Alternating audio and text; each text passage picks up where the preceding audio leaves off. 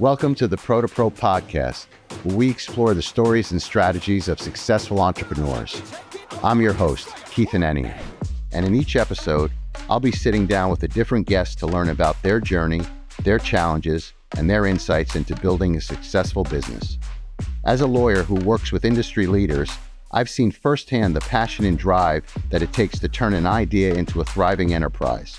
And in this podcast, I want to share those stories with you, our viewers and listeners. Whether you're an inspiring entrepreneur, a seasoned business owner, or just someone who loves a good success story, you'll find something to inspire and inform you in each episode. So sit back, relax, and join us as we dive into the world of entrepreneurship and discover the insights that can help you succeed in your own business. Welcome to the Pro-2-Pro podcast, everyone. I am here with my good friend, Lee Mezrah of Mezrah Financial. Lee, thank you for being with us. Thank you. We are both bald. Don't take that against us. It is what it is. I guess the occupational hazards of our life, right? Yes, sir. No complaints. Yeah.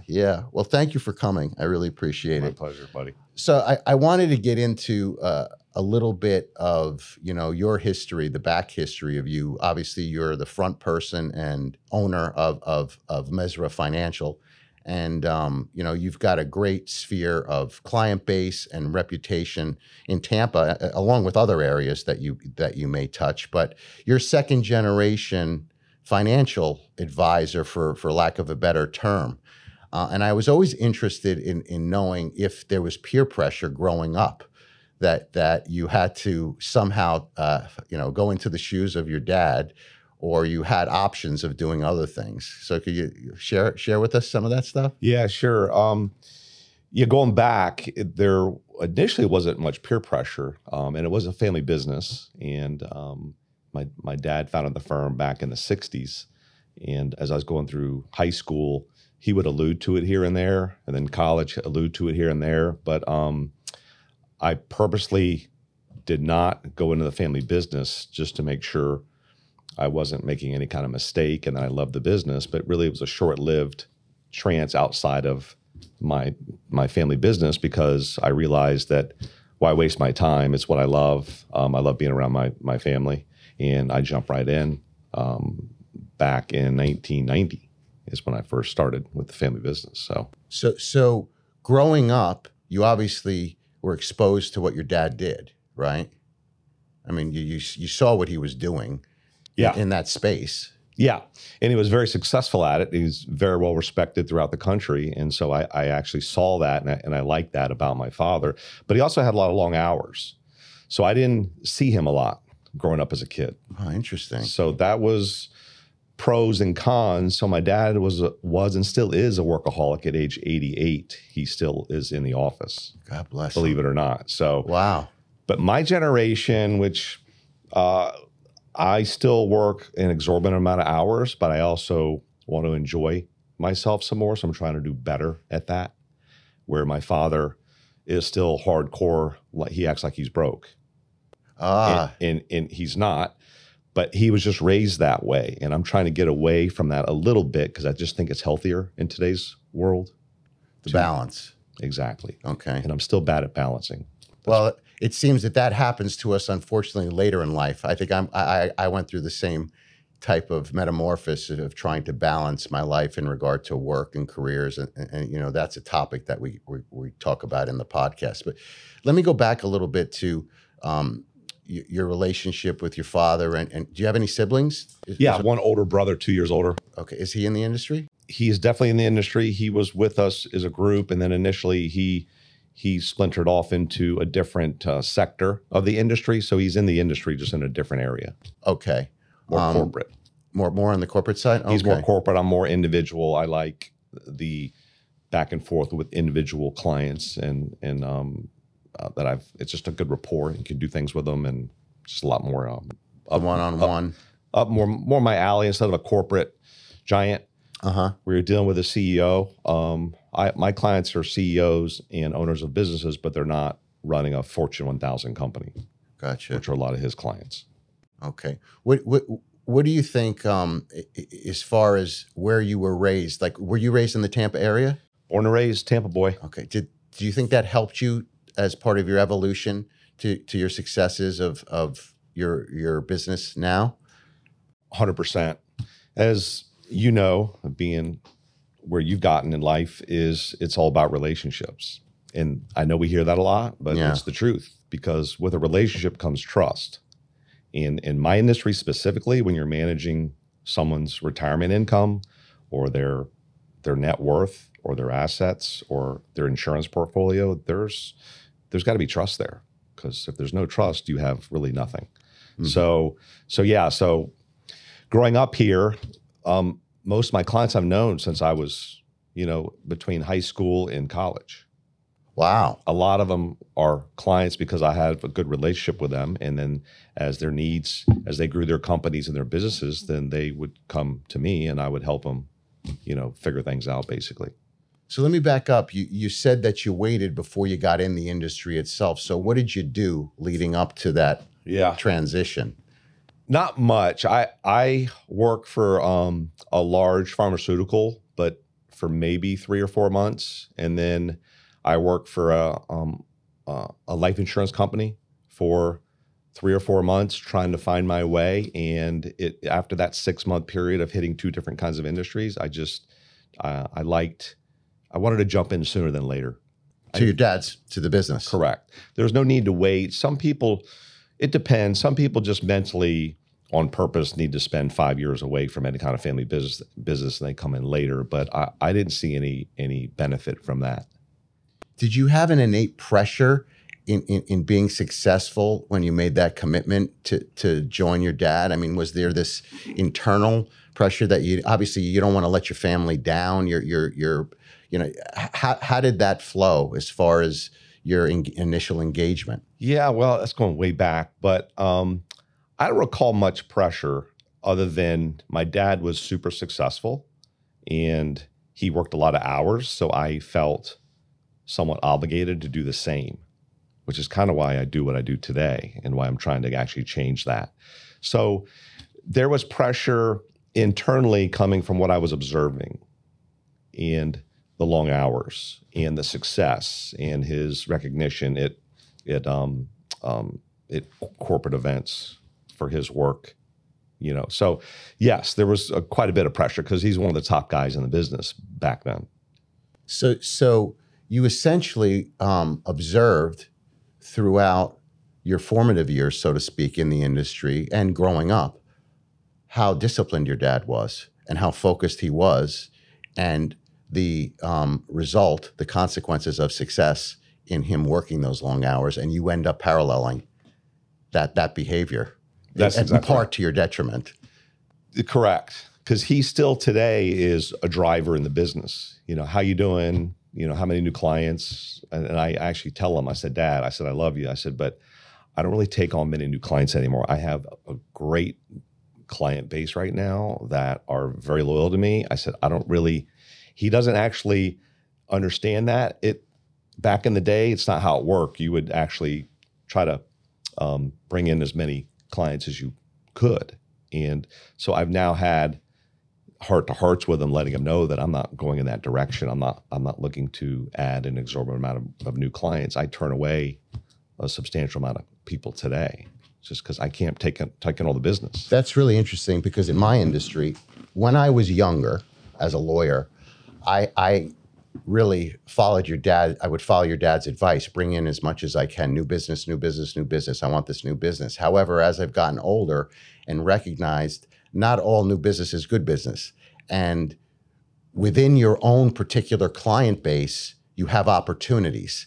So rather than continuing to go and hunt for new business, in many instances, you need to look within to see what you have and what other things you could potentially offer your captive, trusted client base already. And I think that falls in line in multiple industries, especially in the service industry, which we're both basically in. Mm-hmm. Would you agree with that? Oh yeah, it's huge. That's where people miss the boat in business. If you focused a little bit more on your current clients, the amount of business within that base is substantial.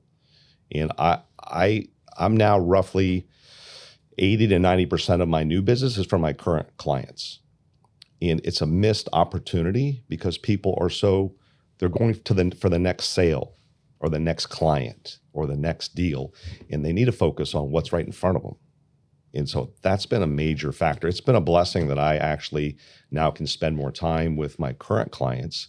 And there's about a 70 to 80% chance that when we review what we are doing for them or the services I now do, which are expanding, that there's always something there where they like, well, shoot, Lee, you know what? Can you take a look at this?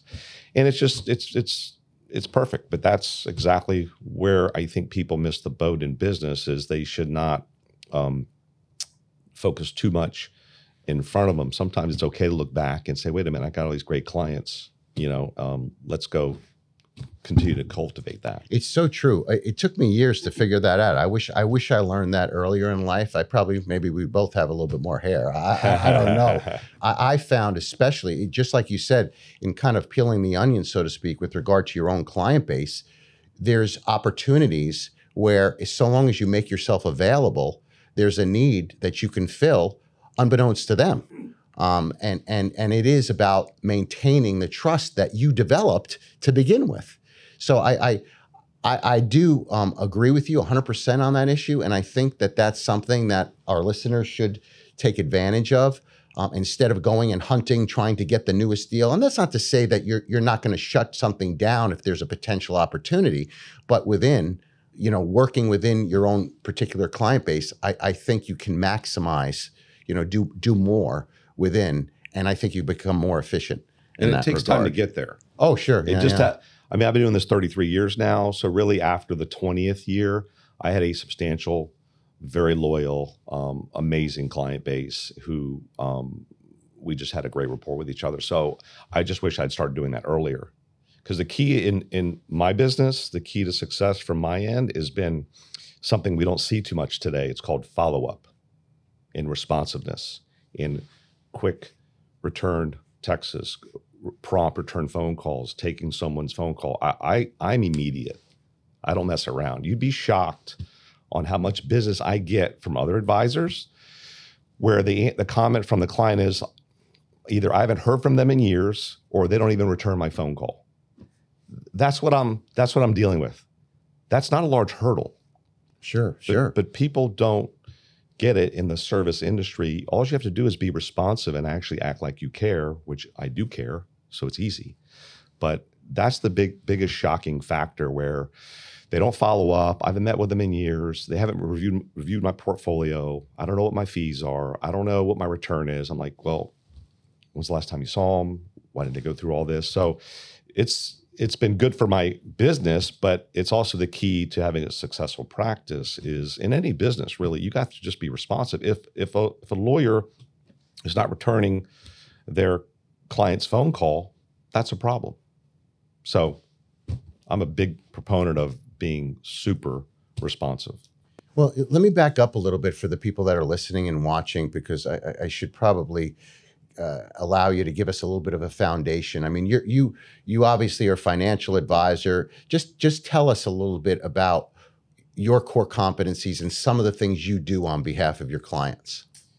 Yeah, I'll try to simplify it. We're pretty, I call myself a private CFO because I try to be super holistic, where I want to have expertise in enough areas to where I can be kind of the lead quarterback. And then if it's something that I don't feel is up my alley, then I'll refer it out and then sit with them and this other advisor or person who I would help bring in. But it's mostly wealth management.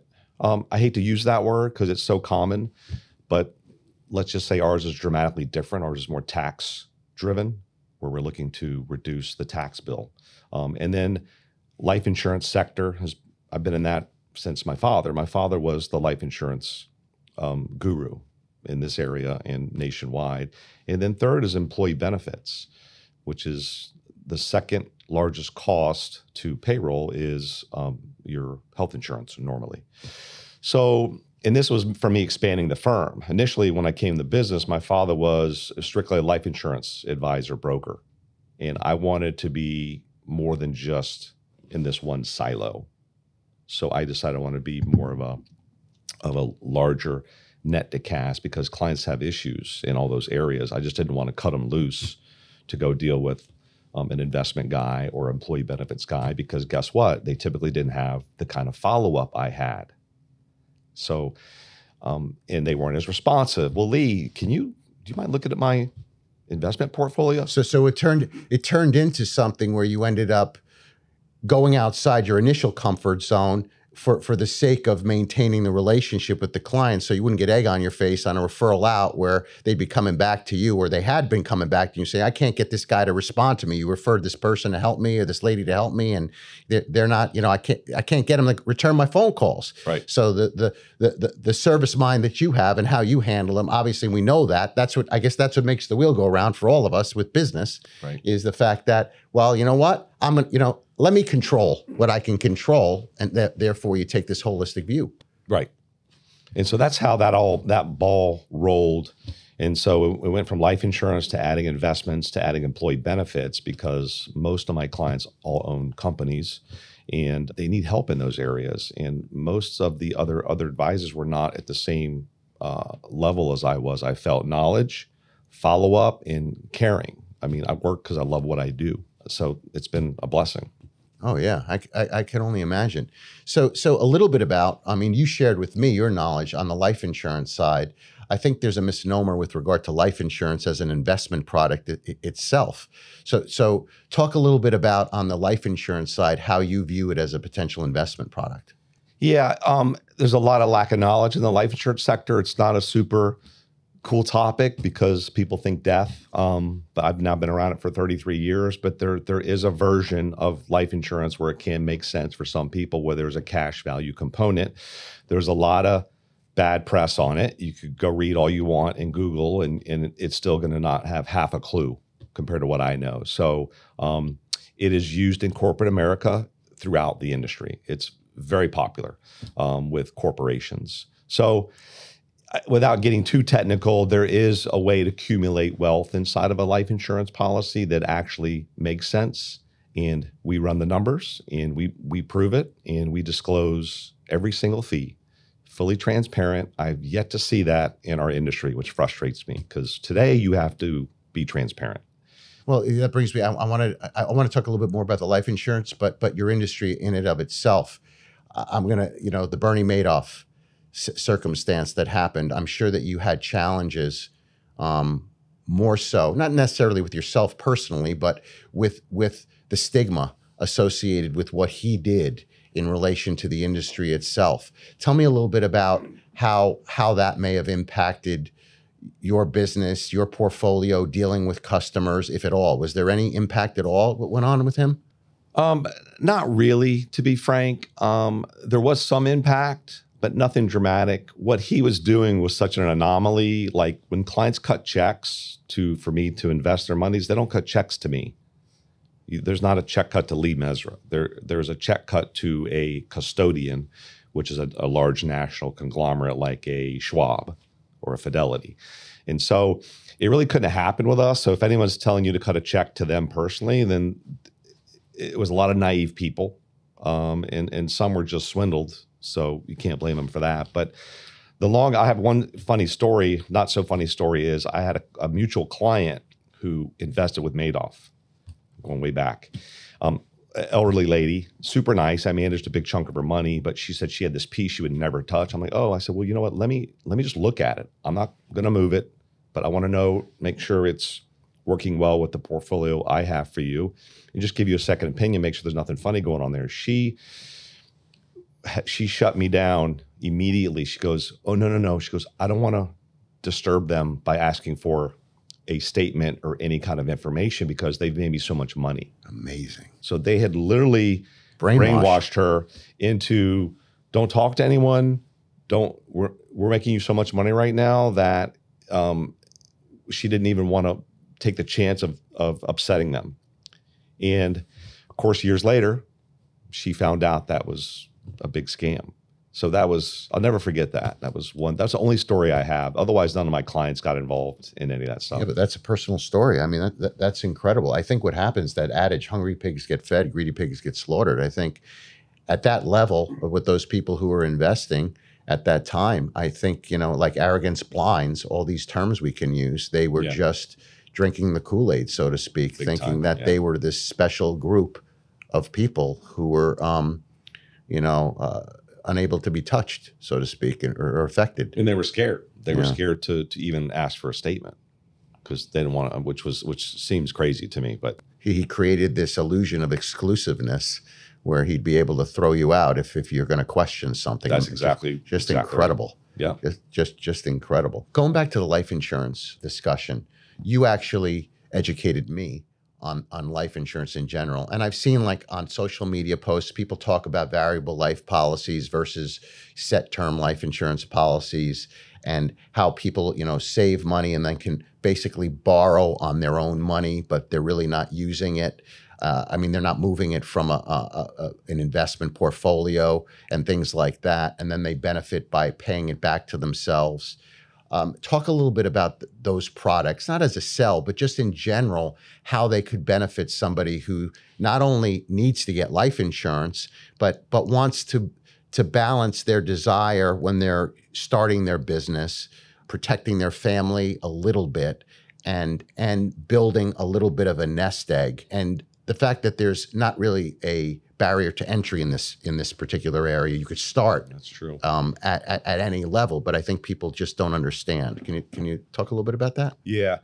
Well, that's the key, is people don't understand. I've consumed as a child in the life insurance sector, growing up with it from my father's side, to where I know so much about it. It's crazy. So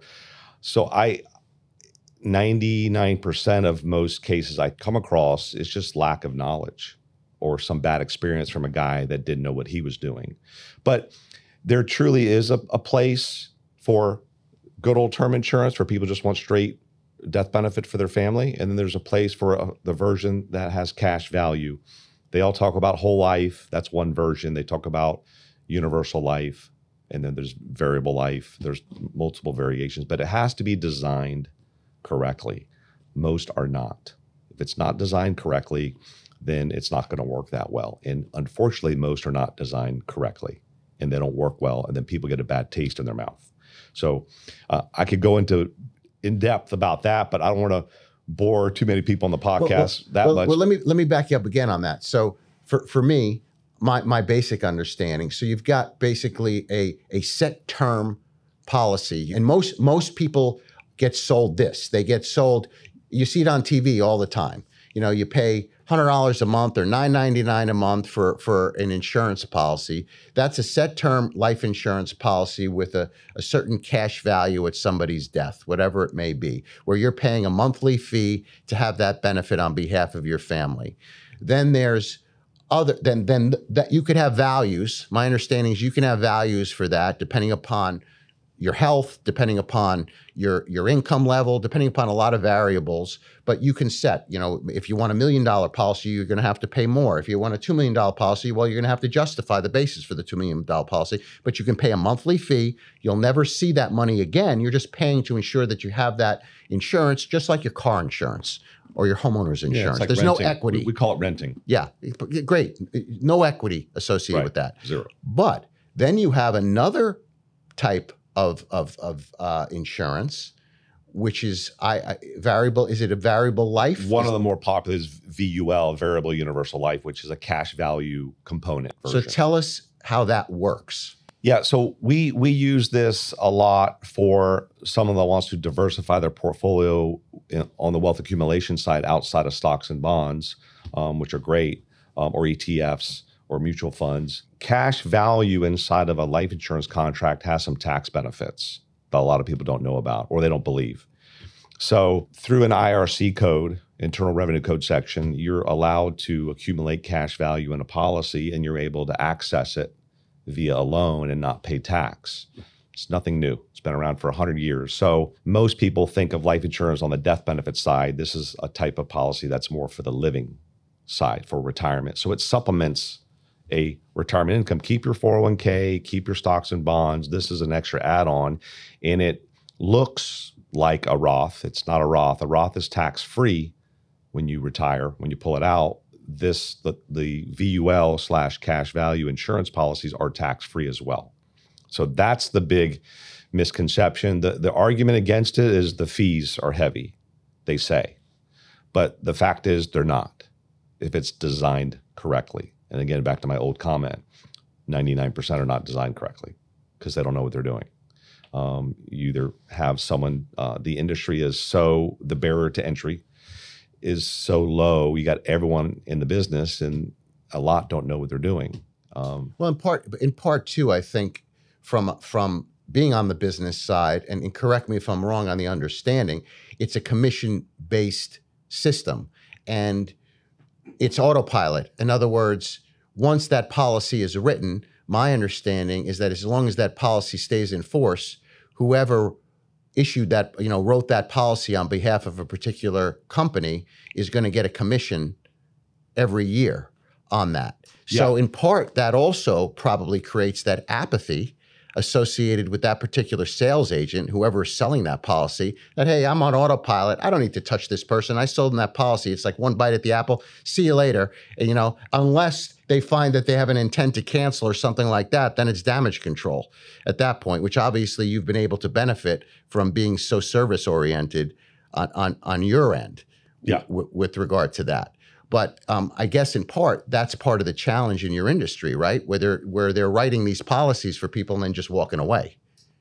Huge problem. Great for my business because I don't walk away. Personally, yeah. I go back to my original comments. I am super proactive. I am super. What makes you successful? I'm on the offensive.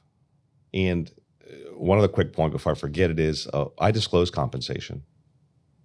I don't know anyone in the country that does that, to be frank. So legally, a salesperson does not have to disclose their fees when they're presenting this type of policy to a potential customer. That's correct. Okay. They don't have to. I've won cases from my spreadsheet that discloses my fees, including commissions. I literally have won cases against a competitor where I said, do me a favor. I said, call your other guy that you're bidding me out on or what have you. I said, have him disclose his fee page so you can see the schedule.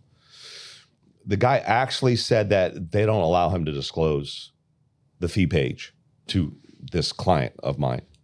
This was another insurance company who I won't mention, and so I won the case instantly. He goes, well, if you're not going to be transparent and disclose the fees I'm paying, then you're out. Mezrah Financial over here is being fully transparent. Why are you not? Well, they had something to hide. Sure. They were getting paid a commission that was excessive. And the industry allows it.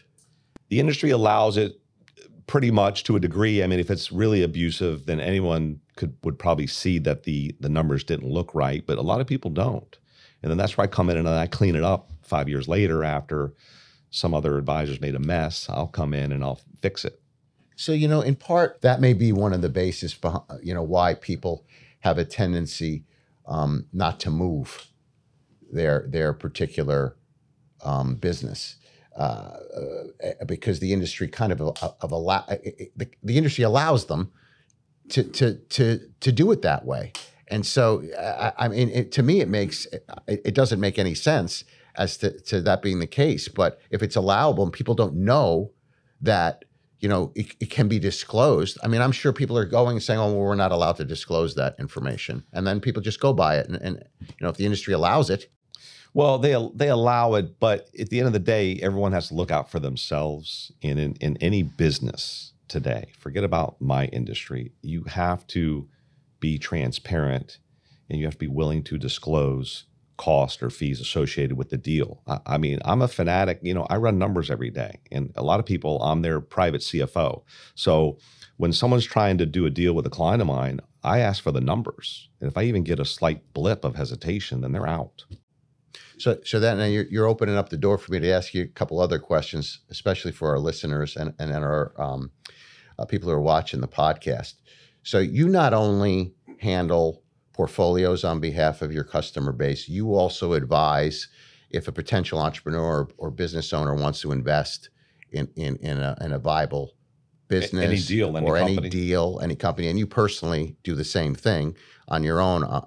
I know, but talk a little bit about some of the things that you look into on behalf of a client when they tell you, hey, Lee, I just got a call from this young kid, and looks like he's doing a startup, and he set up this company in this space, and he wants to do X, Y, and Z. I don't really know him that well, but how about we give him $100,000 and do something with him? Tell me a little bit about your analysis on what you do to help people. Yeah, so that's part of my practice, because part of my practice is keeping people out of trouble.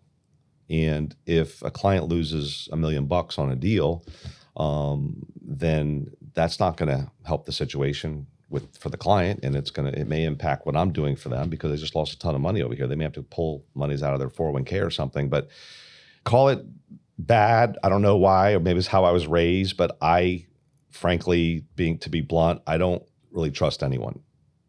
So I don't know how I became that way, but I'm very skeptical, and I've seen so many deals come across my plate that were such a sham that I saved my clients from, that they normally would not have taken the time to do that. I've become this advisor / analyst, to where I do come in initially as a skeptic. So you're like a risk manager, and you tend to be a little risk averse.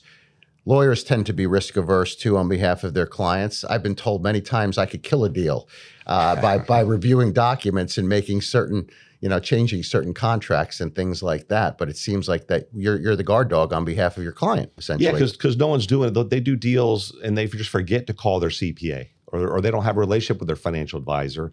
I've been blessed to have been raised in Tampa, and frankly, Tampa's small.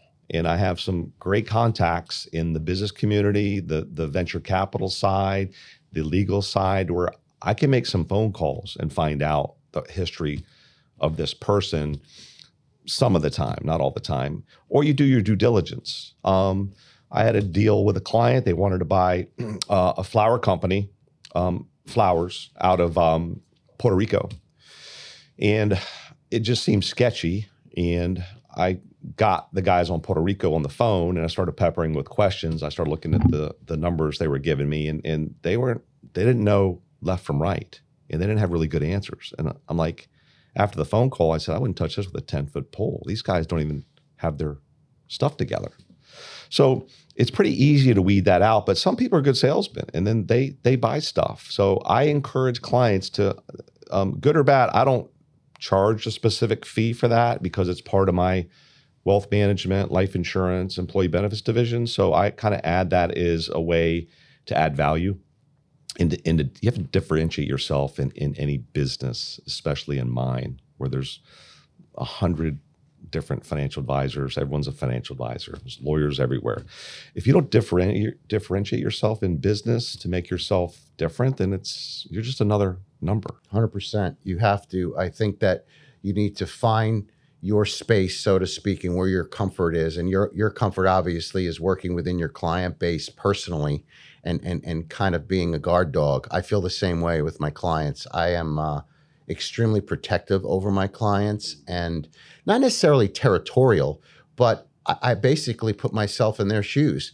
At times I have to be deferent if need be, in light of what their desires and goals are. But at the same time, it's full disclosure. I need to be obviously cost effective, but I want to be able to share with them the upside and the downside associated with a potential situation, especially in litigation. On my end, when I deal with litigation, emotions tend to run high.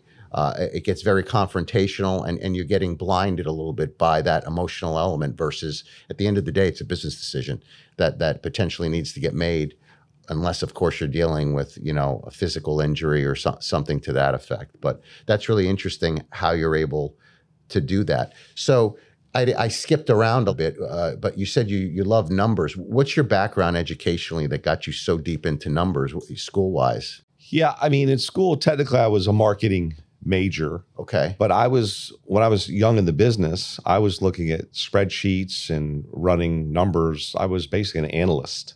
Okay. When I was working at that time for my father. And then he also shipped me throughout the country to the top 3 financial advisory practices within our network, where I trained with the owners.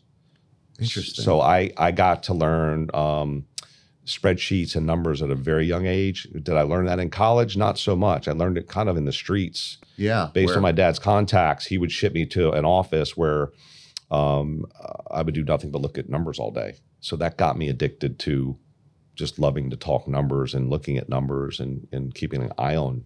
And at the end of the day, numbers don't lie, right? Numbers don't lie. No. I mean, and so I'm very OCD. I mean, I am so analytical to where I even will cash a receipt on my Amex to where I put a certain tip on there, and it came back where the waitress had doctored the tip and turned my I think it was turned my $20 tip into a $200 tip by adding a zero. Interesting. And I analyzed my statements. I don't think anyone does that. No, you're pretty fastidious. I got some problems maybe, but needless to say, it works for you. I got some issues, but we all do. I do that for fun because, but I love looking at numbers so much. I'm literally looking at my credit card statements and I'm saying, this doesn't calc right. The bill is this, I tipped 25%. And then this is, anyway. So yeah, I just got into it from these other offices that had different areas of expertise. And one guy was more of a retirement planning expert, 401k, where we would run spreadsheets on deferring one's income and then a match and then what that would grow to at a 8% rate of return. So I got it from really my dad shipping me to some of the most successful offices in the country. And I could see how it's played out. What is interesting is that even to this day, how fastidious you are with regard to numbers and making sure that, you're not getting screwed by somebody or somebody's not doing something, which is interesting because I think that in general, anybody who's either starting a business or has a successful business, that can become an area of concern because you could be so focused on one particular sector in your industry, whether it be the sales side. You're not taking a look at your nets. You're not taking a look at your cost of goods sold. You're not looking at things. You're so focused on the deal itself, whatever it may be in that particular space. But at the end of the day, if you're going to rely on your accountant or your financial advisor to tell you whether or not you're in the red, that's crazy. But I think in part then your particular role for whether it be a business person who's starting out or an entrepreneur who's starting out is very important. And I think that people don't recognize the need for your role until later on in life. I think earlier is better than later because even with me personally, how you helped, it doesn't matter where you start. It's just that you need to start somewhere. And before you know it, you can accumulate wealth unbeknownst to yourself or in spite of yourself. It obviously requires discipline like anything else in life. But if you want to create a sense of peace, at least in regard to that area of your life, you need to focus on it. Do you work with any younger people who are aspiring to get into space, whether it be entrepreneurial level or business level? You mean work with them as far as in my industry or help clients? Help them start a business, help them get into a particular space. Do you get involved in any of that? I will do whatever. The answer is yes. Okay. And it depends on what level of involvement they want me to come in at, whether it's analyzing the deal or helping them sit with some of my banking contacts regarding lending. A lot of my friends are very involved in banks in this community. So I try to add value from that perspective with a lot of my contacts from whether it's the lending side or, I just had a meeting on with a big company that I almost mentioned the name, which I don't want to mention the name, where I brought a family office in. So a family office, some people have heard that word. It's basically a high net worth family that manages their own assets. Okay. So, family offices invest in deals. So, okay. So I was just putting two people together. There's nothing in it for me, but if I can connect two people and it makes sense, then that's fine by me. Then I'm out. I'm not involved other than maybe sitting in on the meetings. I have another deal with a client who wants to sell a very large building and he has a lot of interested parties. So he wants me to sit in on those meetings to make sure we look at the numbers to get my take on if someone's full of it. Who's the best fit, who the best fit is. So we do a ton.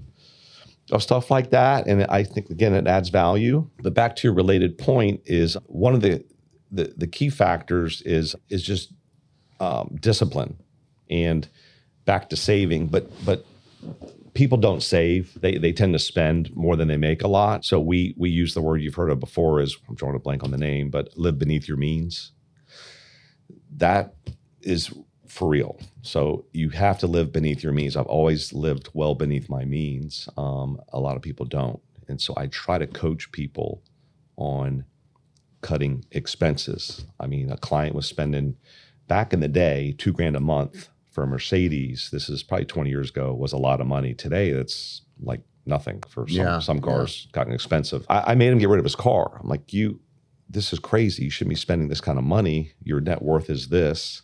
So you got to coach them on where they should be putting more of their monies to help accumulate wealth, because I see some really sad things as well where someone's in their 60s. I think in part, there's such an emotional element in savings and wealth management within human nature, right? You've got people who are savers, how they were raised in life, it depends. My wife is fastidious with regard to saving. She is extremely conservative. When she started the practice, she did not want to take on any debt. And personally within herself, for peace of mind, and she talked about this on the podcast, was that she knew she wanted to have a concierge type practice where she wasn't beholden to debt, that she would have to suggest certain types of treatment in order to cover a nut every month to patients.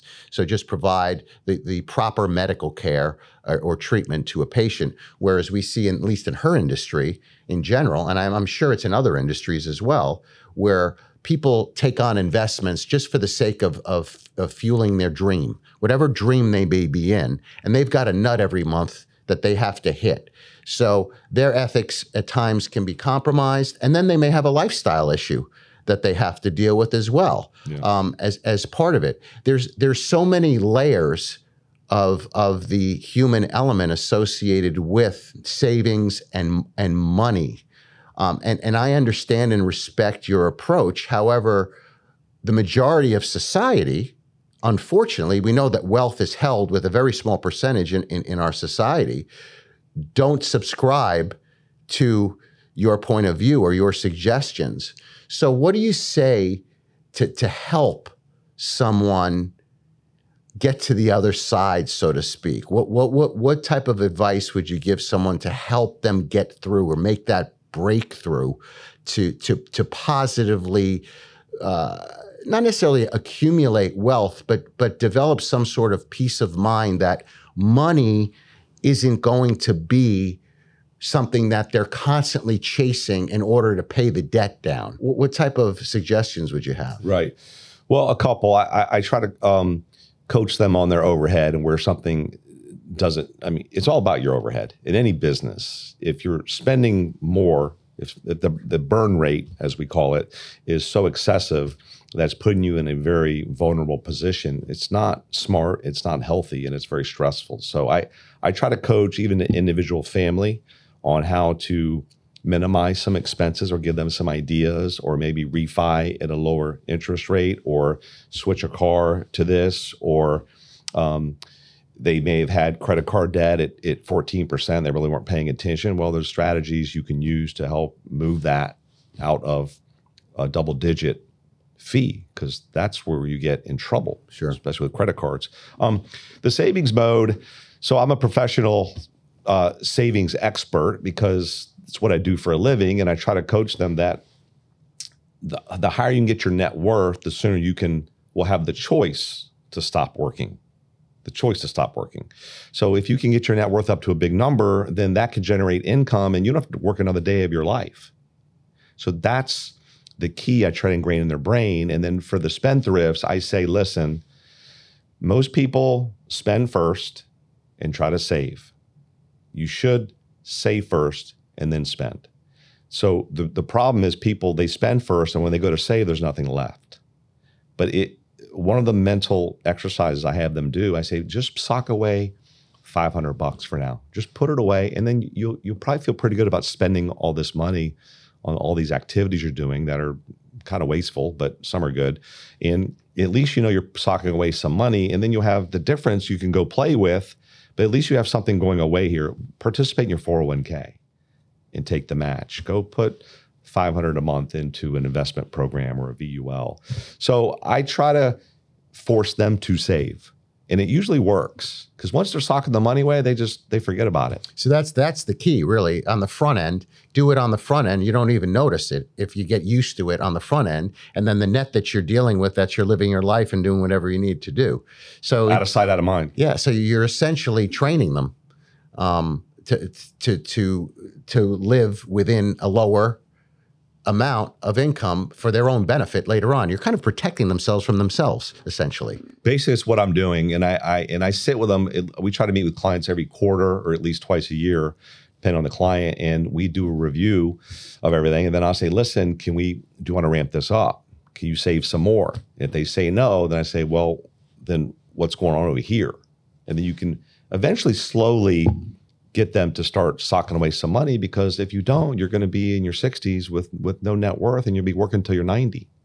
Yeah. I mean, so who wants to do that? I mean, we've seen it. You've seen people at restaurants in their older ages that have to work. You know, I see things all over the internet and social media across the board, and we know that social media has created these people who are just making hand over fist money, some of them. It's an anomaly, I think, at times, but you can see people who have probably limited skill sets in one sector making tons of money for whatever reason. They found a little niche in social media, whether it be a podcast, YouTube, who knows what it could be, OnlyFans, all these different things going on on with regard. And, you know, the money's in and they're buying cars, they're doing these things. And you see people talk about this idea that I deserve it, or by buying this particular item, it will force me to work harder, or there's so many different ways that you can rationalize, or you only live once, or you know, there's so many ways to rationalize what I believe to be somewhat of a negative approach. I will state personally, I get challenged because I love my cars. I love my watches. I have my, what is my wife calls me extra. I will accept that my kids have called me extra. I will accept that. And I try to balance that. Thank God I have a wife who's the opposite and tends to keep me in line. But we see that all over. And you tend to be a little bit on the extreme on the other side, but you're really not, in that you do enjoy, but I guess, as you shared with us earlier, you've been doing this 30 some odd years. You're still working 60, 70 hours a week, but you do have some toys and you do enjoy life a little bit. But you, like you said, you've accumulated earlier on. So there's that balance, right, that we try to deal with in life. So how do you reconcile that with these people out there? Because there's more people out there that are drinking the Kool-Aid in regard to I deserve it. I mean, it's tough. There's got to be a balance. I don't want them saving so much money to where they can't live their life. I would never promote that by any means. But you have to think about the long-term impact of not being a disciplined saver. It can be substantial and it can be stressful if you're worried about bills, or if you're in your 60s and your net worth is so small that you got to work for a long, long time. So I try to help people avoid that. And usually if they listen, I can get them there.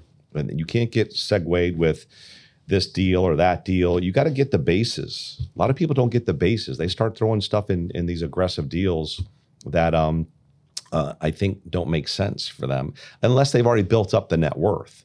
Then you can go play. I call it Vegas money. Go play with your crypto or some gold or a business deal. Restaurants or bars I don't recommend, but people like them because they're fun toys to have an ownership in a restaurant or a bar, but they're also super high risks.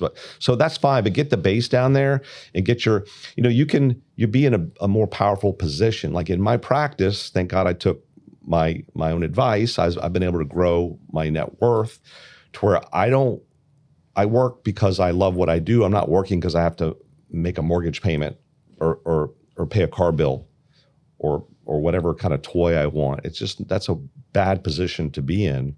You don't want your advisor to be in a desperate spot, nor your lawyer or any other profession you want, or your doctor, because they're going to maybe cut on you when they maybe shouldn't cut on you. So I think the person that is able to build up a net worth, it puts you in a position of more power. Oh, absolutely. And you have more choices and the ability, you're not encumbered. You have more of a clearer mind. So it can be at any age, right? People who maybe are in their 50s, their 60s, say, I'm past that point. That's bullshit, right? I mean, people can start saving at any time and potentially accumulate something too. Because I think in part, people go through that analysis. They say, I blew it. I should have done it in my 30s or my 20s. I didn't do it. I'm 55 now. I got nothing. What am I going to do? Even if it's $20 a week or whatever it may be, there is still opportunity for them, correct? Oh, yeah. Yeah, it's never too late. You can always start socking away some money.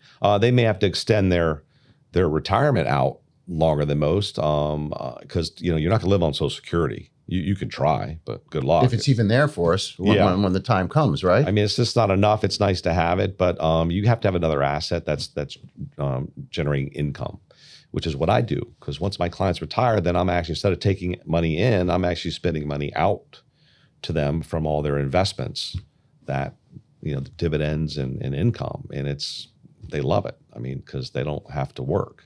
I mean, they can work, and today more people are working. They said there's like my father who's 88, who doesn't need to work. It keeps his mind, moving to be in the office every day. I mean, he's not that active, and I've taken over since 20 years ago. But there's some health impact of working at some level, just not at a high level. Sure. You need to keep that brain going. I can't see myself ever retiring. I just love what I do. No, it's just one of those things. I think what are you gonna do? Ship me off somewhere and put me in a. I just couldn't do it. No. As we're closing up, we've been talking. I really appreciate you taking the time talking with me. What impact do you think our political climate has to do? How has it influenced at all the financial markets in your mind? I mean, I don't know about you. Well, you're about my age, and there's such divisiveness within the politics of the world, between the left and the right. I tend to be a little bit more conservative. However, sometimes on the conservative side, they're going way too far right. And on the left, I mean, I have no idea where they are with some things. It's one of those things for me where who would have thought years ago we were questioning the sex and gender of a particular individual? That's a whole other podcast we'll get into. But how in generality, how do you feel, if at all, the politics of our society affect your industry? Yeah, so it's an interesting topic. I am not very political, so I don't really get involved at any certain level. But I will tell you a related comment to that is, in life, or as far as the economy and the markets and et cetera, there's always something. A lot of times it's political. A lot of times it's a war. A lot of times it's the Fed raising rates. So specific to politics, it's such an up and down situation in this country that at the end of the day, long term, it really doesn't matter it matters as far as us being Americans with politics. But as far as in my business and in my industry, time has shown that there's going to be bad and good times on the political side and repercussions and et cetera. But we always tend to, over time, it tends to work itself out.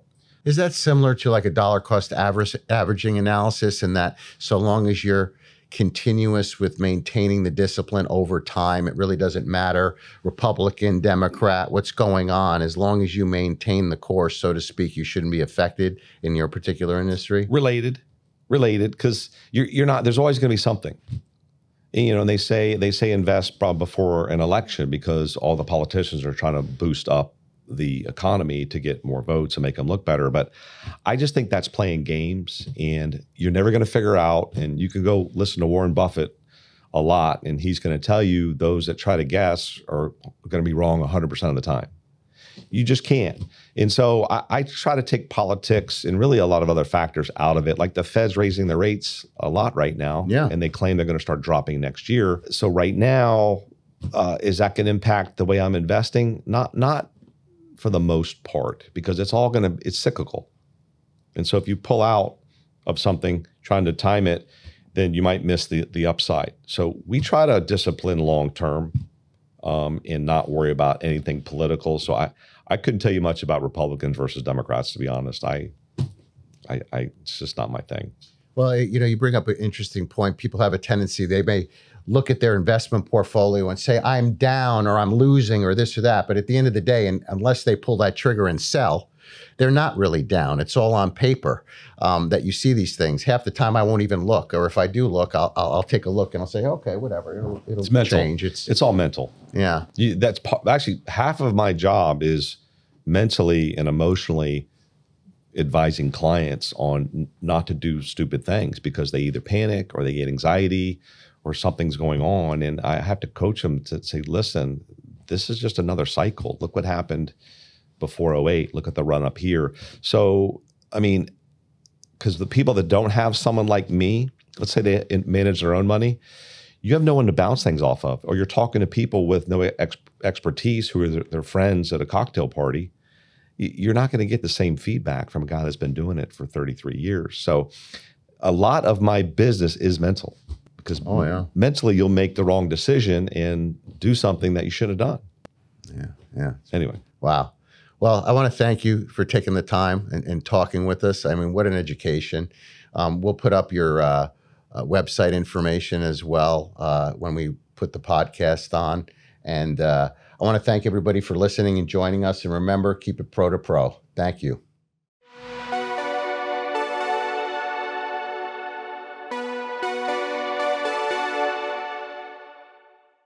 That's all for today's episode of Pro to Pro. I hope you enjoyed hearing from our guest and gained some valuable insights into the world of entrepreneurship. Like and subscribe to stay up to date with the latest episodes. And don't forget to follow us on social media. Thanks for watching and listening. And remember to keep it pro to pro.